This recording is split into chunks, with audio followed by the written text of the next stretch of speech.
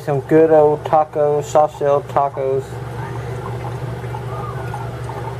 These are great tacos, the best ones you can get at the store.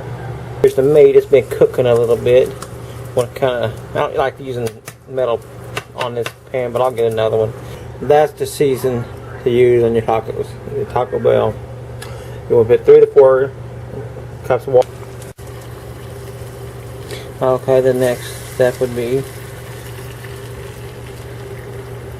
put this on my tacos.